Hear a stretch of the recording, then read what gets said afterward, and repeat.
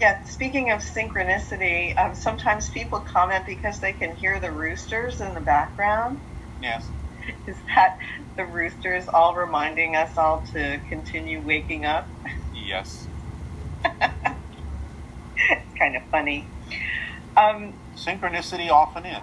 it is. It has a sense of humor. Well, in a sense. Well, it probably doesn't have a mind of its own, right? So it It's part of the doesn't. automatic functioning, but it does present the idea that waking up also does contain a sense of humor.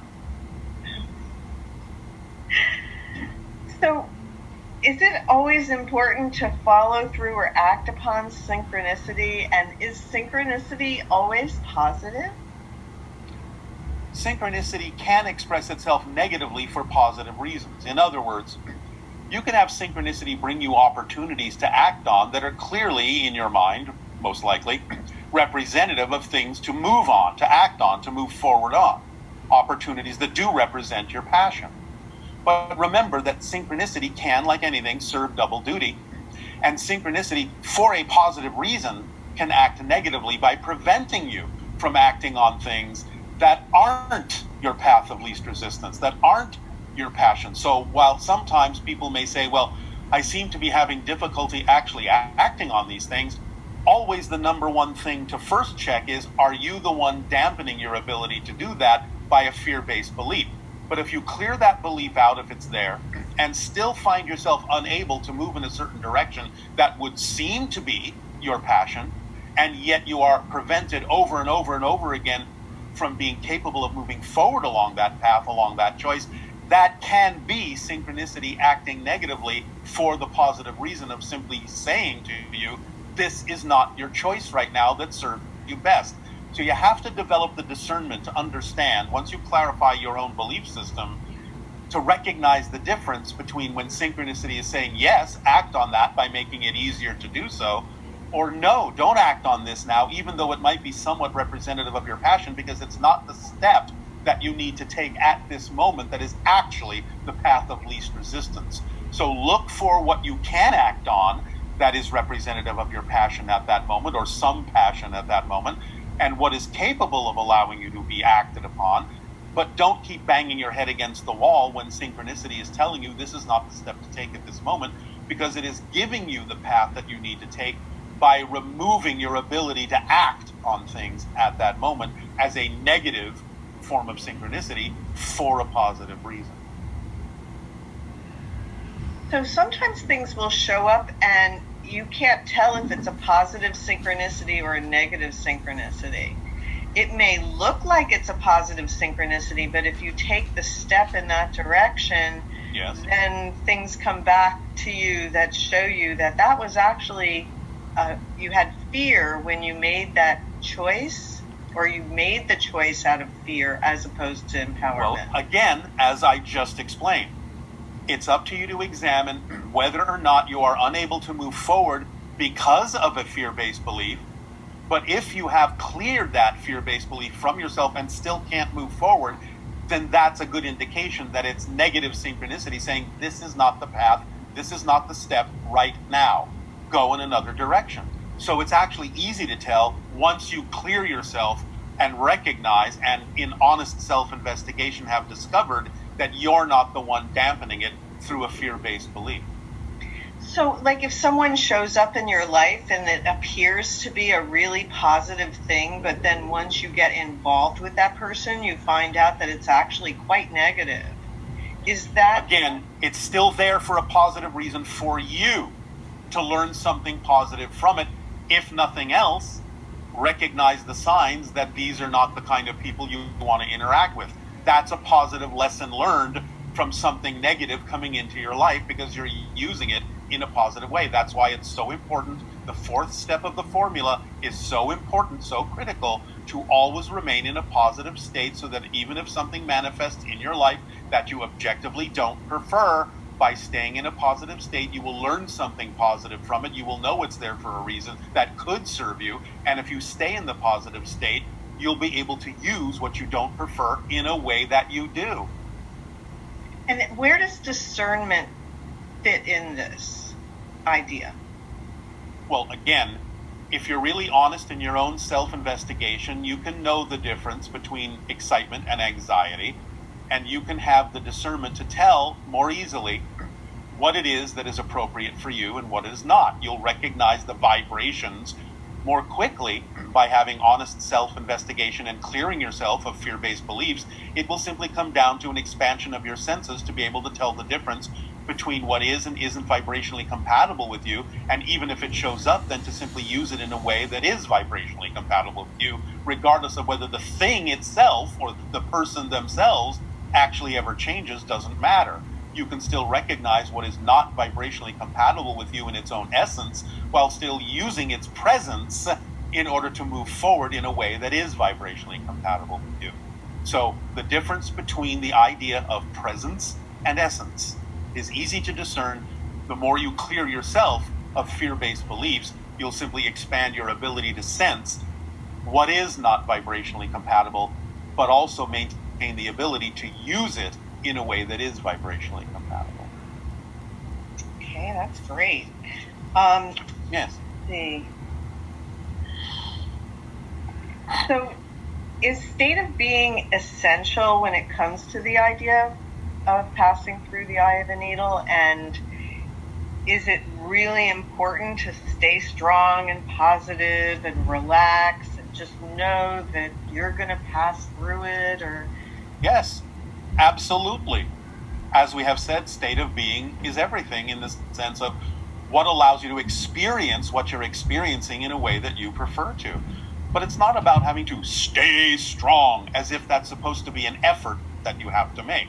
It's about understanding how things work and allowing yourself to go with your true flow. Follow the formula. And then when you do that, you will know, if you understand how things work, you will know that no matter what's happening, you'll be okay. It's not about a struggle to stay strong. It's not an effort. It's an actual letting go, because you know, again, understanding, you know that surrender is not giving up control.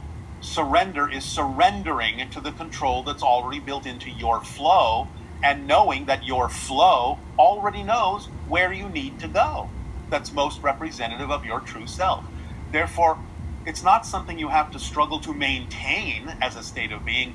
It's something you simply relax into as a state of being that is more natural for you, knowing that it will take you exactly through the eye of the needle in exactly the right way for you, and allow you to wind up on the shore you belong on. okay, here's kind of a cute synchronicity. Last month, my cat Moonshadow swallowed my sewing needle with thread attached. In 2 to 3 days, it passed through his system, and Moonshadow was unscathed. Is there any relationship between this incident and the 2020 Eye of the Needle? Cats are so brilliant as reflections of higher dimensional knowledge, higher dimensional awareness, because that is a perfect reflection of the understanding that you, in a sense, are not really going through the eye of the needle. The eye of the needle is going through you. Ooh. And if you remain in the state of being similar to the idea of how a cat relaxes in its understanding and perception of other dimensional realities and sees more of reality than most of you do, you can allow that passage to happen and come out, as you say, unscathed. That was beautiful. These are some questions that have to do with manifestation and the formula. Yes. Okay, so you advise us to allow rather than resist. At the same time, you state that action is the language of physical reality. Yes. So what if I'm unhappy with a situation, I feel the urge to change it, and which may mean I'm resisting and I'm not cooperating or counteracting something? All right. How does that misunderstanding of how the word resist is being used by us. Because the idea we are saying is that don't resist means don't resist yourself. We're not talking about the idea that physical actions may appear to others to be a resistance to something you don't prefer. That's not what we're talking about. We're saying don't resist your natural energy. If your true passion energy and the action that goes along with it is to make a statement physically that might appear to others to be resistant to something that's vibrationally incompatible with you, it's not the kind of resistance we're talking about when we say don't resist. We're talking about not resisting your own true energy. And even when you, in a sense, surrender to Yes. yourself, Yes. You don't experience that as a negative or a disempowering experience. No. You experience. And you don't experience the physical act, really, from your point of view, as an actual physical resistance. You will experience the idea of standing up for what you believe to be true in a more positive way. It may not even be experienced as resistance from the other side, if there is another side. So the idea is that when you elevate your frequency, you find more creative ways, more positive ways to express the actions that you take that are in alignment with your true energy. And it won't even necessarily appear to be resistance in the classical sense physically. It may be a more creative expression, a more loving expression. It may come out in a very different way because you're on a level, a vibrational level, where you can be inspired by other ways to express yourself that are not necessarily going to look like the classic ways of resistance. Because that, again, is something that's expending an effort and pushing against something instead of engaging with something in a way that invites them to go with their own flow creatively. It's not a pushing against, it's not a rebelling against. That happens when you're truly in your flow and acting on your passion. You find other ways, other avenues, and other paths by which to express the idea of your truth in contrast to something that is not your truth, that actually expresses itself in a more powerful, positive way. We once gave the idea, we once told the story of the idea of a bank robber and the bank teller, and how the idea of the bank robber coming in was in a sense diffused by the bank teller by really communicating with the robber that she actually truly cared about and was concerned about what would happen in his life if he went through the act. And so instead of resisting him, she engaged him in a way that convinced him that she truly cared about what happened to him. And therefore, because she was expressing her passion of her care and concern for him, he actually gave up robbing the bank. So the idea is that there are other paths, many other paths that might be invisible to you if you think along the classical lines of resistance, as opposed to understanding that new ways of doing things will actually come out in the physical action because you'll be on a different wavelength and capable of understanding how to act differently and in a way that might engage what might seem to be the other side instead of in a physical resistance, in a physical engagement that allows them to know that they can also choose another path that is also in their best interests, rather than themselves also believing in the idea that they have to resist and force to get what they need in life.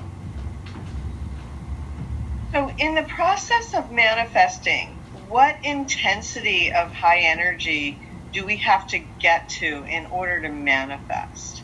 And how long do we have to focus and ignore? No. Nothing more than what you're already doing. Remember, you're already manifesting. You're manifesting so easily you don't even know you're doing it. It's not about just manifesting what you want. You're already manifesting. So it's not about how long do I have to focus or how strong does it have to be. You're already manifesting. If you weren't, you wouldn't have a physical reality experience. So the question is not being asked in the way that understands what manifestation is. The idea of manifestation is to understand that everything you need in life, everything that will fulfill you, everything that will be representative of your ability to express your joy is already here. All you have to do is match the frequency. In the same way, in exactly the same way, to the same degree, the same level of energy that you're doing it right now with what you do manifest. It's just a matter of shifting the frequency to be more coherent and harmonious with other things that are already here other than what you're perceiving. Because it's not about manifesting something as if it doesn't already exist. It's about matching the vibration of something that's already here to allow it to become visible and tangible to you. So you don't need any more power, any more strength, any more duration, any more focus than you already have, because you're already manifesting effortlessly every second.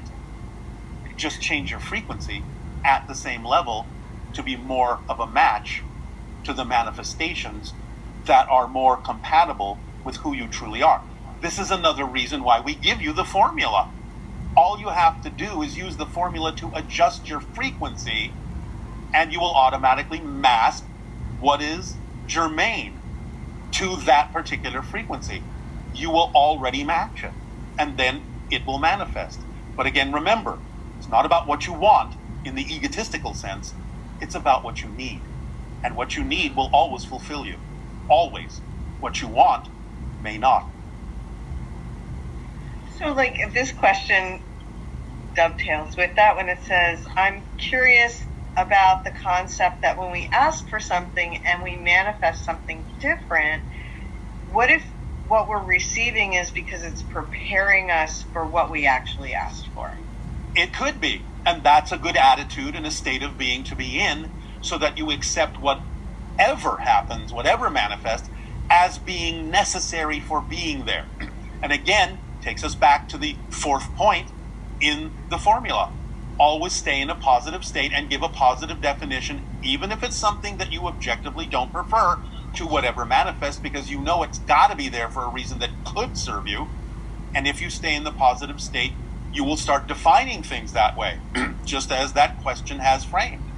Oh, well, even though this is not what I expected, even though this may even be something I don't objectively prefer, it's got to be here for a reason. So maybe the fact that this manifested now is preparing me for other things.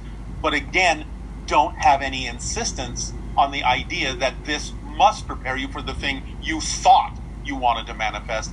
It will, however, if used this way, prepare you for whatever does need to manifest next, which might be more representative of what you originally thought, but it still might be different than you thought. So just stay in that state of acceptance and neutrality and positive ideas about why that manifested, so that in that neutral space you can allow whatever really does need to come in and fulfill what you actually need. So, like, the person here that struggles on a day-to-day basis to be consistent in following the formula, and sometimes they don't feel like doing things they have to do, that, day-to-day things that All right. Again, look at the wording. If you have to struggle to follow the formula, you're not following the formula. It's as simple as that, because there's no struggle in following the formula if you understand, here's the key, if you understand that that's actually a description of how reality works. It's actually a description of how you manifest things. Therefore, if you're struggling, you're actually giving yourself an indication that you have a belief system that is preventing you from actually following the formula. You have a belief that's actually preventing you from understanding what the formula is saying to you, of what it actually is. So if the struggle is there to follow it, that's the perfect opportunity to find out in your own self-investigation what you would have to believe is true about yourself in order to experience struggle in following the formula, in order to have a lack of understanding of what the formula is. So if the struggle is there, that's your first clue. There's a belief there that doesn't serve you. Take the time to stop and investigate what it is, because once you discover what it is and let it go, it's not going to be a struggle to follow the formula anymore, because you've let go of the reason why you're struggling. It kind of reminds me of the idea of if you have a baby, and taking care of that child may be very difficult sometimes, and you're tired, and all of the things that may come up that don't make it feel exciting. But if you take a step back and you just recognize how much you cherish having the child, then that will shift your energy in relation to the tasks that you have to perform that are part of having that child. And part of your joy and excitement, because you'll figure out how to do them differently that is in alignment with your excitement. That's what we're saying. There is no inherently difficult situation. Only beliefs make it seem difficult because you're not necessarily doing it in the way that is representative of your joy. But you can't see the way to do it in the way that's representative of your joy if you're not already in joy. Because again, you cannot perceive what you're not the vibration of first. So you have to, again, understand how this works, and you have to understand that if you simply go into the vibration of joy first, different ideas of the way to do things, including raising children, will come to you that you couldn't perceive when you weren't in a vibration of joy. And when those new ideas come to you because you're already in a vibration of joy, you will see that those new ideas, those new inspirations, those new imaginings about different ways to do things, different ways to relate to this idea of raising a child, will start to give you other opportunities, other ways of expressing that relationship, and you will find that they will all start to dovetail with your joy. Yeah, it seems like the idea is if you find yourself unwilling or uninterested in doing certain tasks that are actually associated with your excitement, then that's time to redefine and look for new ways to do that, or possibly even delegate it, because sometimes that it can means be you don't one need way. to do it. It can be one way if that's what naturally comes out of your investigation. It can be one choice. But the idea, again, is whatever those choices are, they'll present themselves to you in a way that actually does align with your excitement. And that's the beauty of synchronicity, because it keeps bringing you more things to work with. Yes, and it keeps taking away things that you don't need to work with right now. So what about the idea of like self-sabotage? Like some individuals find that they try to do things in a certain direction, but then their own... All right, well, again, we would assume by now that this would be relatively apparent as to what the answer is. Self-sabotage obviously involves belief systems about the self that dive into concepts like I'm not worthy, I'm not deserving, I'm not able, I don't belong, etc., etc., etc., and therefore requires some deep self-investigation as to why you would attempt to sabotage yourself from your own true self, why you would attempt to be something you're not. So the idea, again, is you have to look at those fundamental fear-based beliefs of lack of self-worth in order to transform that physical behavior, those choices of self-sabotage. So that idea of like it's self-sabotage, but it's happening at a subconscious level, you know. That's why you have to investigate and bring the belief into the conscious light. Again, if it remains in your unconscious, you have nothing to work with. That's why the investigation about what you believe to be true about yourself is so crucial. And thus paying attention to what the fear-based belief is saying so you can hear what it's really saying and realize how much of what it's saying negatively about you is nonsense. You have to do the investigation. You have to make the unconscious belief conscious. Now, it's going to do everything in its power to prevent you from doing so, because that's one of the ways that the negative belief perpetuates itself, is by making it seem as if you have no ability to find it. And it may use emotions to prevent you from doing so. I'm too depressed to investigate myself. I'm too tired to investigate myself. This won't actually amount to anything to investigate myself. I am a victim and always a victim, and therefore there's no point in investigating what these beliefs are. All of these things come from the negative belief.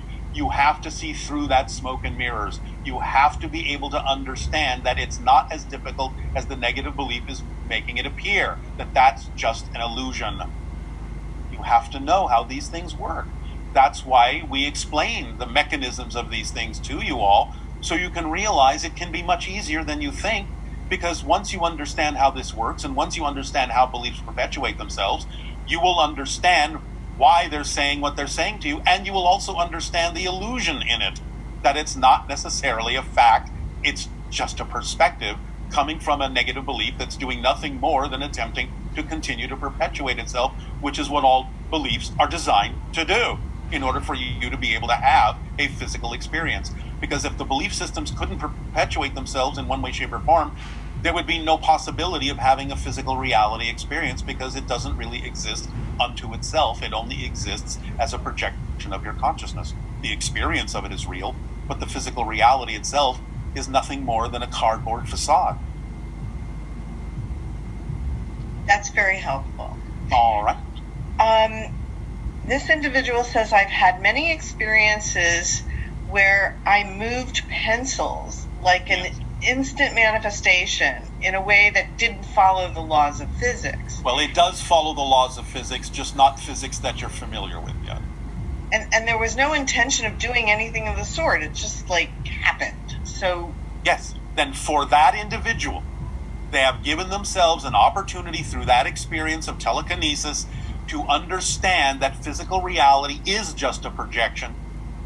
The idea then is that whatever state they were in at that moment, every time they think about how that felt at that moment when that happened, puts them right back into that centered state of their relationship to the idea of physical reality as nothing more than a projection, which could, if used that way, if understood that way, for that purpose and that reason, put them in a state where they can allow themselves to, shall we say, shape their physical reality more effortlessly by simply knowing that they can always go back in that state and that they are already back in that state just by remembering what it felt like to be in that state when they moved the pencil. And now, one moment. One moment.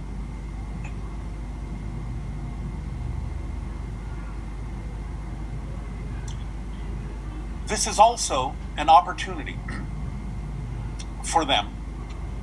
That's just the way this individual chooses to do it, the way they choose to experience this synchronous idea of being in a certain state of being that can allow them to move forward in physical reality in a more effortless way, almost by, again, giving a perfect example of the surrendering of needing to be in control. So that as soon as you actually go into that surrendered state, feeling like you're not doing anything, that is actually the state of most control, when you don't necessarily feel like you're doing anything. That's the path of least resistance. That's what it feels like you're not doing anything because you're not really expending an effort. You're actually in the center of yourself in perfect balance at that moment, and when you happen to take yourself into that state, it shows you what's possible in physical reality, and it shows you that it is possible because physical reality isn't real. It's just a projection of the state of being of your consciousness. That's amazing unto itself. All right, if you say so. Because, well, I mean, most of us wake up into a reality here where we have no idea that that's the way it's working initially. Yes, but again, please allow me to just suggest a subtle correction. Okay. You don't wake up into that reality. That reality wakes up in you. Oh. Even when there you are, a little baby, just being born into the world. Even then. Because you are not just a little baby. In fact, as a little baby, and for quite a few years, you are still very loosely connected to the idea that physical reality is real. You kind of go back and forth into the spirit, into the physical dream, into the spirit, into the physical dream. And the idea is that you're absorbing what you need to absorb to play out the theme that you chose to play out in this physical experience. But remember that babies are not just babies. They are still extremely powerful spirit beings, testing the waters, navigating themselves into whatever way, shape, or form the situation needs to be to allow them to play out and experience the theme they chose to experience by absorbing whatever belief systems they need to absorb in order to transform them in the future in the way they need to become more of themselves from a different point of view. Pretty amazing. All right. Again, if you say so. If the heart has this direct connection to the higher mind, why do we experience heartbreak? Well, again, because of the belief systems within the idea of the physical mind. Because again, remember, while it may experience the direct energy of the higher mind, the heart still has to take its cue from what the belief systems in the physical mind have to say about it. And therefore, heartbreak is another bounce. So higher mind to heart, through the filters of the physical mind's belief systems, back to the heart.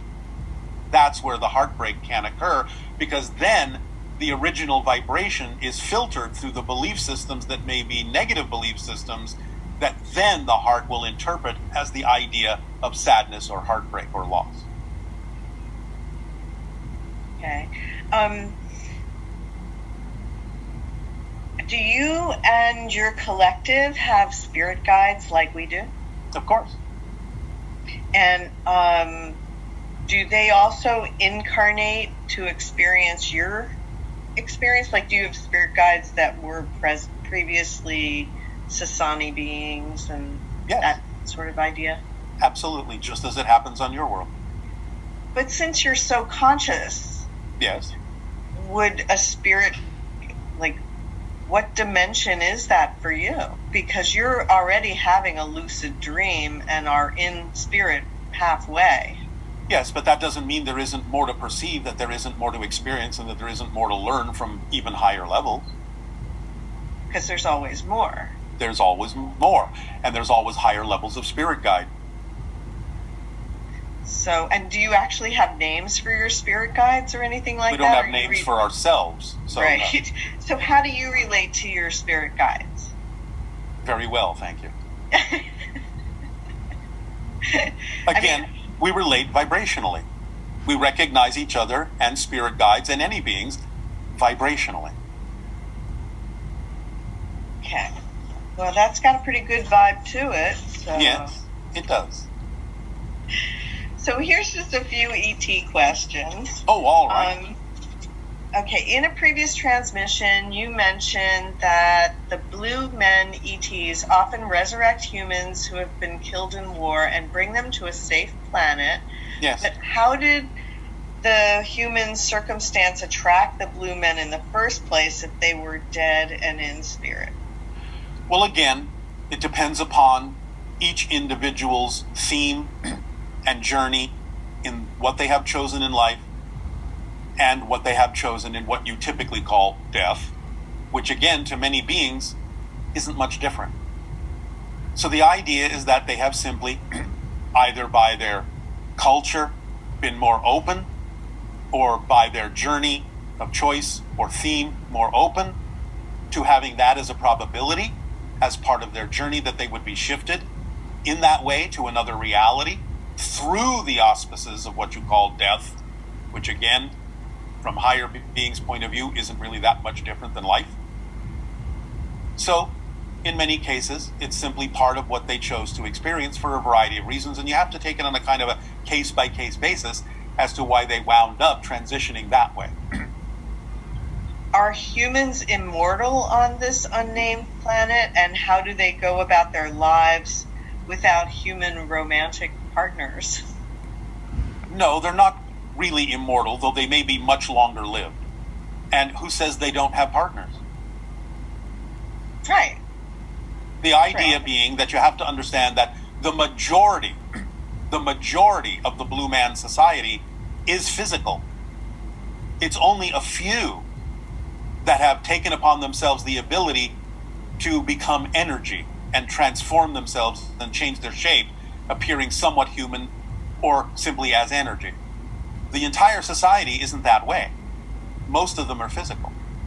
Therefore, there are many beings in that society for humans to interact with. And of course, remember that when they are introduced to that society, they're not necessarily exactly the kind of human they used to be. They are shifted to some degree into something more compatible with that society. And this is kind of funny because the person asks, did the Blue Men influence the rock band, the Blue Man Group on Earth? Indirectly, but that's not the only influence.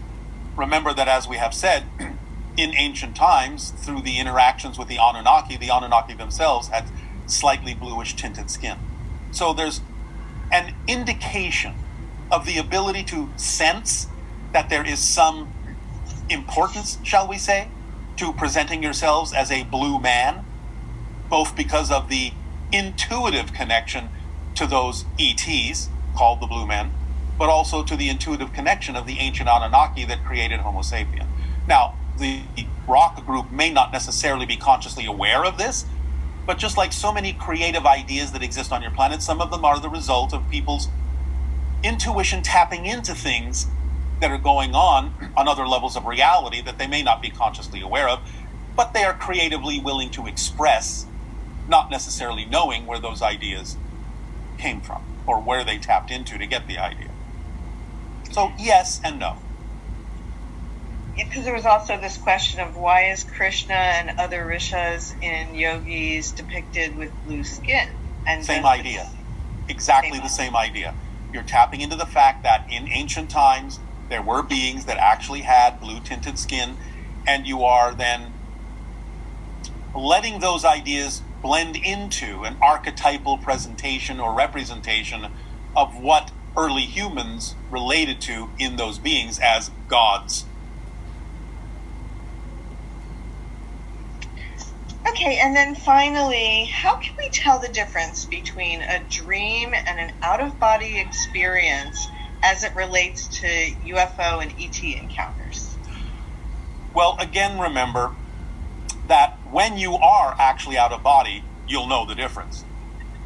When you are waking up and have what you call a dream, that is often simply the physical mind's best attempt to represent something that might have happened in another reality, on another level, in another dimension, out of body. How can you tell the difference? Well, the more you open up and ask for more conscious awareness of what is going on, it will usually be given, and you'll become more lucid in that experience in a way that will allow you to retain the lucidity when you wake up in physical reality, to know the difference between something that might simply have been a dream in the classical sense, or something that might actually be a memory of an experience you had on another level. So it's really about, again, clarifying the self and asking, and knowing you can handle more conscious awareness of what is going on, and allowing yourself to become more lucid in those experiences, at the same time becoming more lucid in the physical reality dream too. So that there isn't as much difference between the two states as you've been taught to believe there are. Okay. And so thank you so much. We just all love you so much. Well, our unconditional love to you all for the co-creation of these interactions. It is absolutely our passion and our pleasure to interact with each and every one of you and all of you together. So we congratulate you on your recent shift in energy and direction and acceleration, and there will be more to come now that you have opened the gates to more information that is relevant for the new vibrational state you are beginning to create. So now, to crystallize all of this, please enjoy your meditation.